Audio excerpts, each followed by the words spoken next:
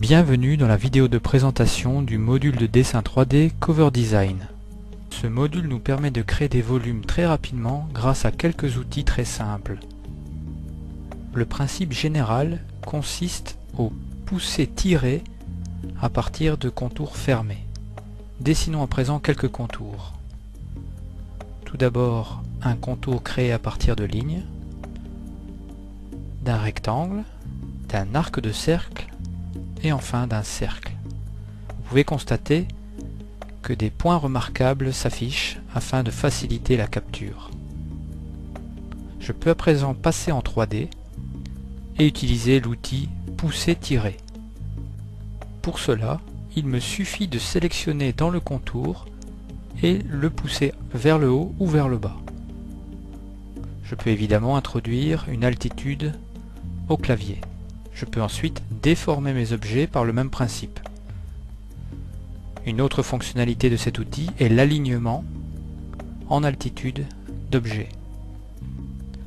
Après avoir aligné et déformé, je peux à présent diviser mes objets.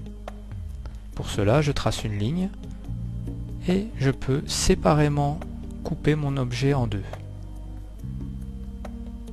De la même manière, une ligne sur le côté va me permettre de renfoncer une partie de mon objet.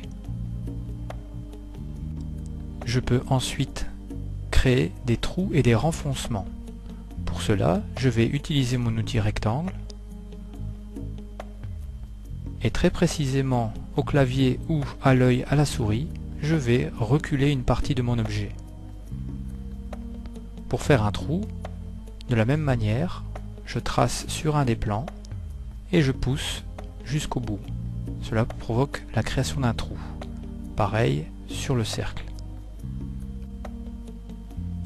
Enfin, il ne me reste plus qu'à texturer ou colorer les objets de la scène. Pour cela, j'appelle l'option colorer, je cherche une couleur ou une texture que j'applique sur certaines des faces de mes objets.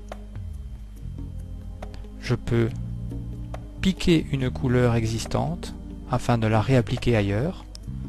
Je peux changer la transparence des objets. Tout cela à la souris.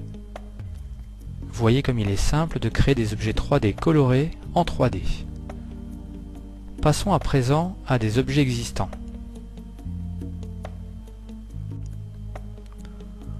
Voici par exemple un morceau de façade d'une entrée de maison. Vous pouvez constater la présence d'un trou pour une porte, une fenêtre, un trottoir, la route. Tout ceci texturé en 3D. Cela me permettra d'insérer des châssis dans ma façade.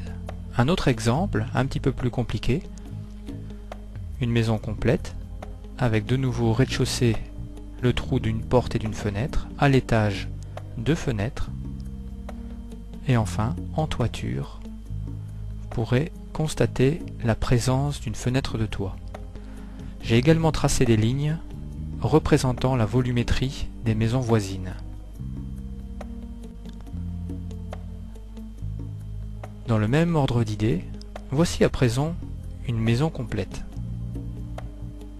avec un look un petit peu moderne.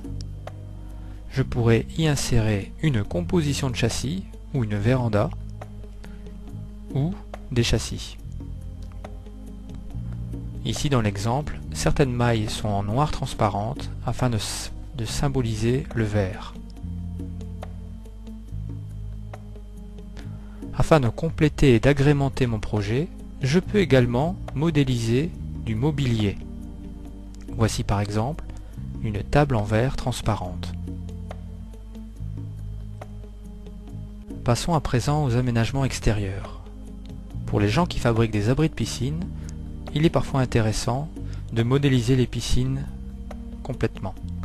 Voyez ici dans l'exemple une plage, un bassin, avec une texture d'eau transparente. Nous pouvons passer en dessous et visualiser le carrelage.